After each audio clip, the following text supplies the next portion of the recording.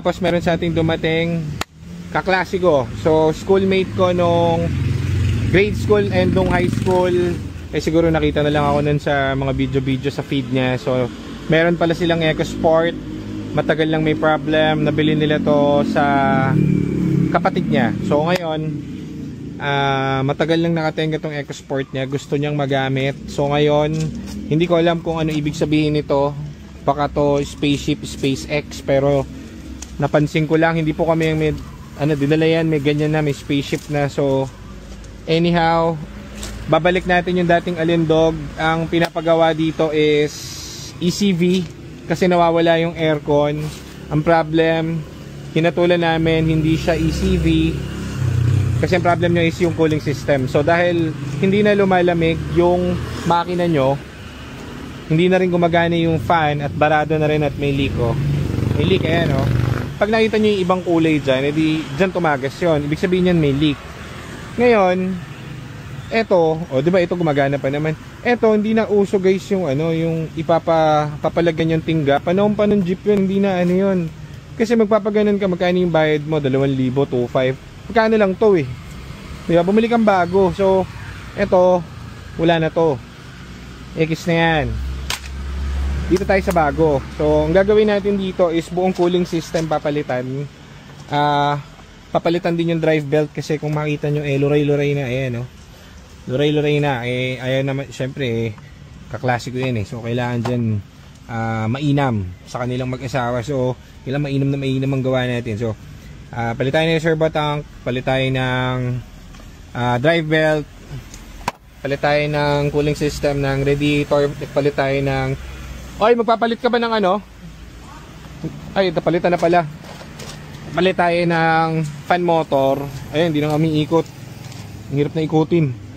Palit tayo ng fan motor, tapos ano pa? Ano pa gagawin dito? Yung coolant tank niya dati. Saan? Ito gula-gula. Asan yung butas? Where? Dito banda ito. So maliit lang pero so ito may butas na. So ba't natin ginagawa ito? Kasi pressurized po yan 145 kPa, 21 PSI. So hindi siya po pwedeng may singaw. Kasi pag may singaw ang inyong reserva, ang mangyari dyan, sisingaw yan. Pag yan sumingaw, hindi mag-circulate yung tubig. Mag-overheat ka, mag-overflow yan. Ay, basa ako pa. Visit.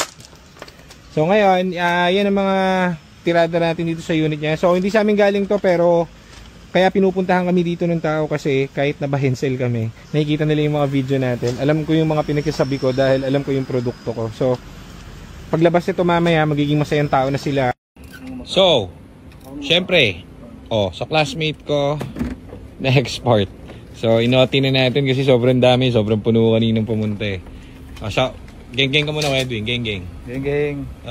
Oy, geng-geng. Geng-geng. Geng-geng. Geng-geng. So, ngayon, sa classmate ko naman to. So, ano bang ginagawa na rin? Anong ginawa mo na? Pinutan mo yung compressor, stock up na rin. 2 taon na yata din nagamit to. Parang lahat ng motor naka-stock up. Pero, bubuhayin na namin ngayon. Tapos So, ngayon, bubuhayin na natin to. Tapos, buong cooling system, pinalitan natin. Tapos, sinabay na natin yung kanyang compressor. Pero yung ECB, kinabitan mo na rin? ECB valve. So, checkin na natin, buhayin na natin. Kasi gagamitin nila to So, magkakabit na tayo, magluluto tayo ng Freon. Palamigin natin to. Kailangan manginginig ako rito. Malamig. Pag hindi malamig, walang bayad. Ganun. Geng-geng, geng-geng. Buksan mo na. Geng-geng. Ayan. Ano lang, for repair lang to. Tropa. Yes, sir. GTA.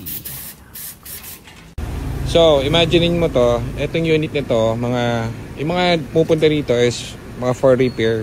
So, mismo yung mga Ford owners, tayong pinagkakatiwalaan ng mga unit. So, imaginein mo yung mga unit na tinirada natin at for sale natin. Solid yung mga yan, boy.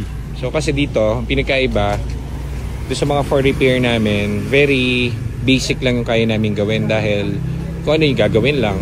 Dito kasi sa mga units natin, sa binibenta natin, ito mga to, na for sale, all out yan Kumbaga, lahat ng luho niyang binigay.